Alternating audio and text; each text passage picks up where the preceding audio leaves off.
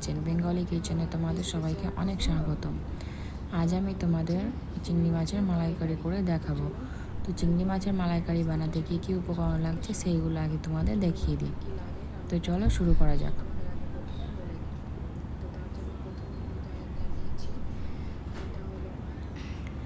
তো প্রথমে দেখো আমি চিংড়ি মাছ ধুয়ে পরিষ্কার করে নিয়েছি। এরপরে আমি নুন আর হলুদ লাগিয়ে এটা লাগিয়ে রেখেছি। এরপর লাগছে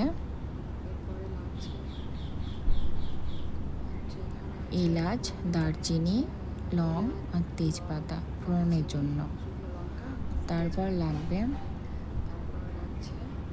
নারকেল দুধ। এটা হচ্ছে নারকেলের দুধ।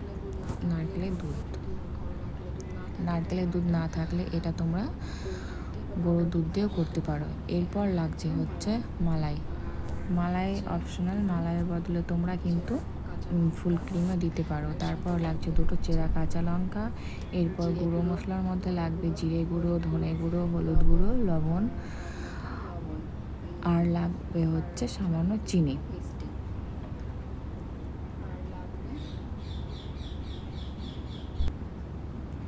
এরপর আমি কড়া বসিয়ে দিয়েছি, তেল গরম হতে দিয়ে দিয়েছি। এরপর আমি একটা পেস্ট বানিয়ে নেব। এই পেস্ট বানাতে কি লাগবে সেটা দেখিয়ে দিচ্ছি। তো আমি এখানে প্রথমে দুটো পেঁয়াজ নিয়ে নিয়েছি। এরপর নেব কয়েক কোয়া রসুন। তারপর নেব দুটো হাফ ইঞ্চির মতো আদা। এরপর লাগবে হচ্ছে একটা ছোট টমেটো কুচানো। টমেটোটা অপশনাল, তোমরা চাইলে দিতে পারো, নাও দিতে পারো। এটা এবার আমি পেস্ট করে নেব। তো চলো পেস্ট করে নিই। তেল দেখো আমার গরম হয়ে গেছে। এবার তেলে আমি মাছগুলো দিয়ে ভেজে নেব।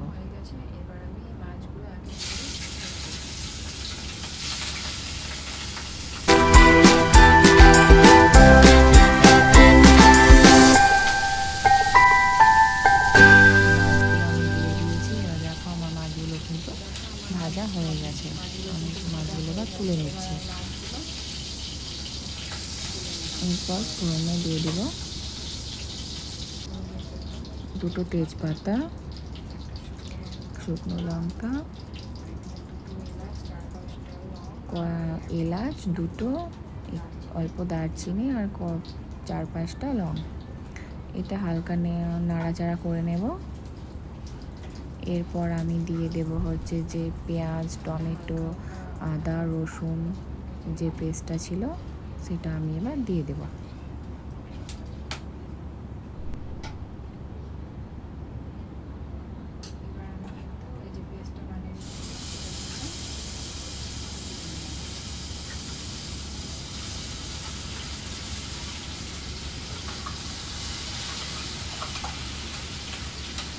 পেস্টটা কিন্তু আমি দিয়ে দিলাম। এটা কিন্তু আমি ভালোভাবে নাড়াচাড়া করে কষিয়ে নেব।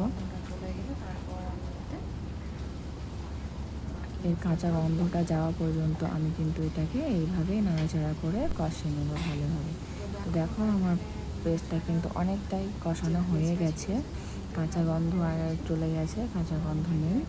এবার আমি এটা কিন্তু এরপর আমি শুকনো উপকরণগুলো দিয়ে দিচ্ছি। তো প্রথমে আমি জিরে, ধনে, হলুদ, লবণ, কাশ্মীরি রেড চিলি দিয়ে দিলাম।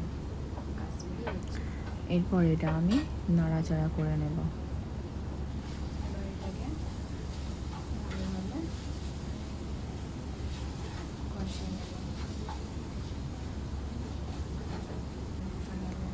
এবার আমি কিন্তু এখানে নারকেলের দুধ দিয়ে দিচ্ছি। এটা কিন্তু পুরো সম্পূর্ণটাই কিন্তু নারকেলের দুধ দিয়েই হবে। তো আমি নারকেলের দুধ দিয়ে আমি কিন্তু এই মশলাটা কষাবো। এখানে কিন্তু একদমই জলের ইউজ করা যাবে না, যেহেতু এটা চিংড়ি মালাইকারি, তাই পুরো কিন্তু নারকেলের দুধ দিয়েই করতে হবে।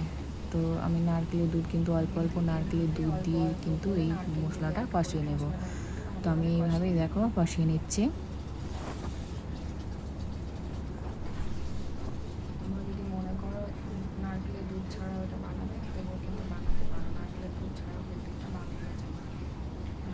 এটা কিন্তু কিছু সময় ধরে কষিয়ে নিতে হবে এইভাবে বারবার দুধ দিয়ে। আর আমি কিন্তু সেইভাবেই কষিয়ে নিচ্ছে। নারকেলের দুধ যদি না থাকে তোমরা কিন্তু এটা গুঁড়ো দুধ বা গরুর দুধ দিয়েও করতে পারো। তো দেখো আমার মশলাটা কিন্তু একদম ভালোভাবে কষানো হয়ে গেছে।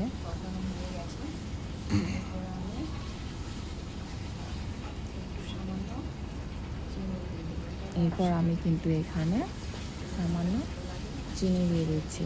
এটা কিন্তু অপশনাল, তোমরা ভালো চাইলে দিতে পারো, নাও দিতে পারো, কিন্তু আমি এখানে টমেটো দিয়েছি তাই কিন্তু এখানে চিনিটা দিলাম যাতে ব্যালেন্স করার জন্য। এরপর কিন্তু আমার মশলাটা তো কষানো হয়ে গেছে, এরপর আমি নারকেলের পুরো দুধটা কিন্তু এবার দিয়ে দেবো গ্রেভির জন্য। তো আমি এখানে দেখো সম্পূর্ণ দুধটাই কিন্তু দিয়ে দিলাম। এবার এটাকে আমি ফুটতে দেব।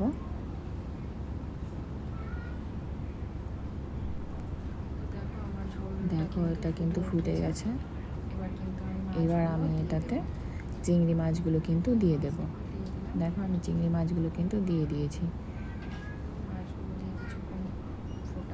চিংড়ি মাছ দিয়ে আমি একটু নেড়ে চেড়ে দিচ্ছি।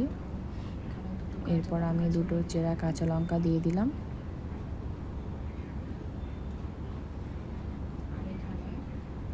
এবার আমি সেই মালাইটা দিয়ে দিলাম। এখানে এটাতে কিন্তু ফুল ক্রিমও দেওয়া যায়, আমি এখানে ফুল ক্রিম ইউজ করিনি, আমি এখানে ঘরের যে মালাই সেটাই দিয়েছি।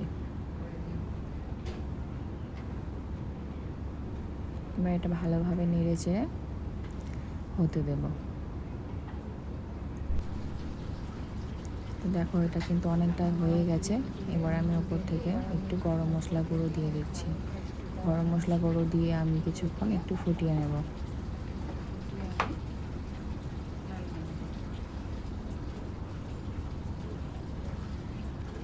তো দেখো আমার মালাইকারি কিন্তু একদম রেডি।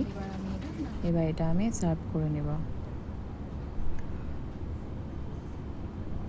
এখানে আমি একটা প্লেট নিয়ে নিয়েছি। এবার কিন্তু আমি চিংড়ি মাছগুলো এখানে সার্ভ করে দিচ্ছি।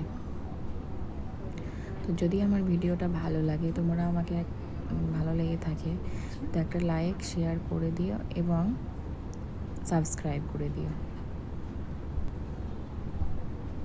নমস্কার।